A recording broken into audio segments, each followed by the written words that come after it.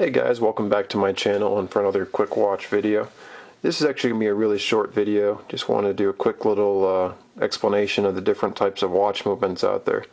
Now this is not going to cover every kind of watch movement out there, but you're going to see the three most common types of watch movements, which are going to be in order from left to right: quartz, manual wind, and automatic.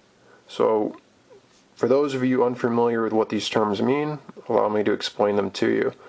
Let's start with the most common thing you're going to find on the market. I believe at least 85% of watches sold today are quartz movements. What does that mean? That means these are the watches you're used to that have batteries in them. So you basically have a quartz crystal and you have a battery which through an electronic pulse and the quartz creates a signal that in turn gives the watch a means of measuring time. And the way that these are pretty easy to spot is you'll notice the ticking of the second hand, which moves every second.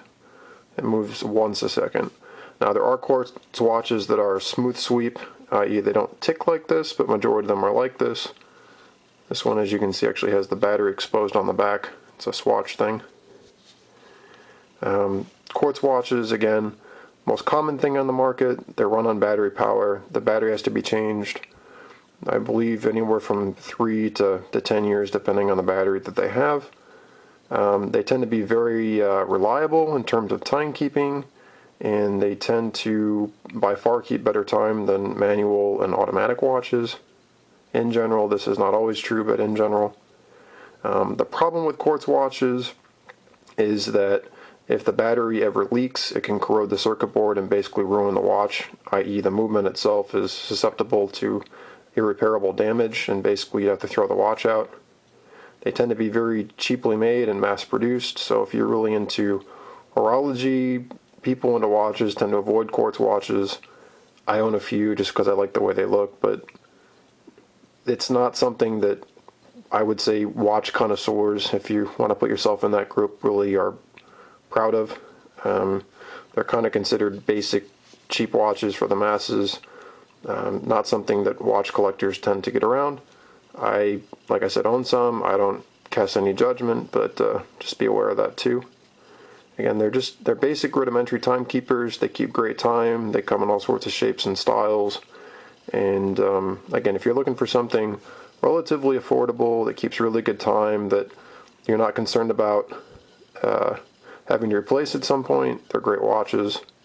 And I also just make sure that you're aware that in terms of collectability, quartz watches don't tend to do too well, especially expensive quartz watches. They tend to lose an incredible amount of their value because collectors go after the latter two types, which I'll show you now, which are manual wind and automatics. So manual wind. It's called manual wind because that's exactly how you run them. You turn the crown, which in turn winds the mainspring, which basically slowly releases under tension the energy that propels the watch. This is the historic type of timepiece. This is the way wristwatches have been for a very, very long time. We're talking hundreds of years. They used to be key wound ones, I believe, is where you could put a key in and turn it instead of having a crown. Wristwatches themselves have only been around for about a little over 100 years to my understanding, but I'm saying in terms of pocket watches and the movement of watches, this is the way that these watches used to work. So when we open one of these watches, you're not going to see a battery in there. You're going to see a bunch of gears and grease. And if you're into mechanical things, this is something more likely to get you excited than a battery and a circuit board. This is more my taste as well. These are the watches that you can hear them ticking, the mechanical gears ticking away. And basically these work on, as I mentioned earlier, on spring power. They have a mainspring that's wound under tension and slowly releases, which allows the gears to click off and keep track of time.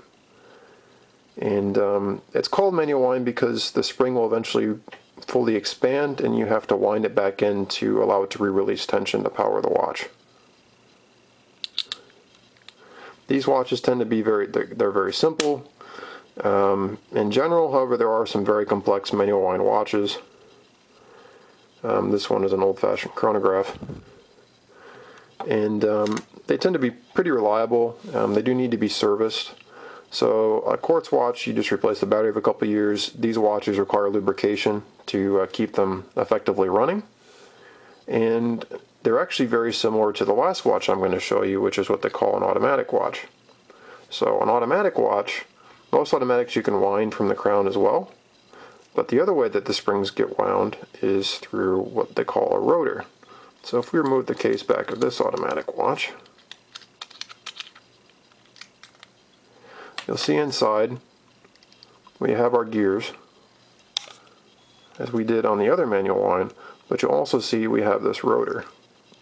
And what happens is, as you move your wrist around, this rotor oscillates, and as it oscillates, it in turn winds the mainspring.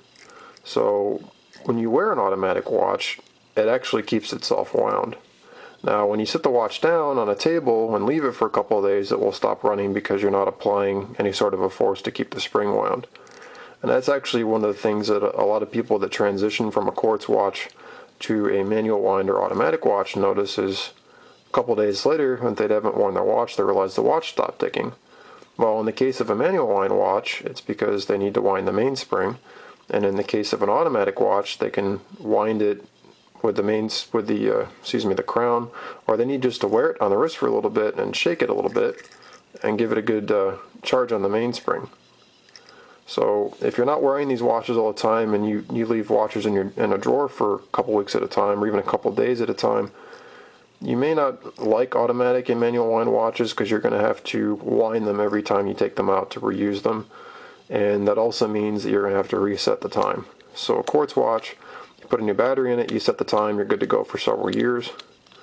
A manual wind or an automatic watch, you wind it, you set the time, and if you're wearing it every day, your manual wind, you need to wind it, I'd say, every 24 hours or so. Your automatics, if you're wearing it every day, don't worry about it. But as soon as you put them down or you stop winding them, they're going to stop running and you're going to have to reset them. Another thing, as I mentioned with the manual, same with the automatics, you have a bunch of gears in there that need lubrication. So every couple years, I believe the recommendation is about 5 to 7, depending on how often you wear it. You need to have the watch serviced where they take it apart, clean it, and put new lubrication to keep it running smoothly. As I mentioned earlier, a telltale sign of quartz was this ticking. If you look at it in comparison to an automatic watch, you'll see that the ticking is more than once a second. It's actually a much smoother sweep. That's a very easy way to tell the difference between a quartz watch and a manual or automatic watch. Manual watches are also a smooth sweep, you can see over in the bottom left corner. So anyway guys, that was just a quick and simple little video to kind of explain the basics. Thanks for watching, and please let me know if you have any questions or comments, and please subscribe. Appreciate you watching my videos. Take care.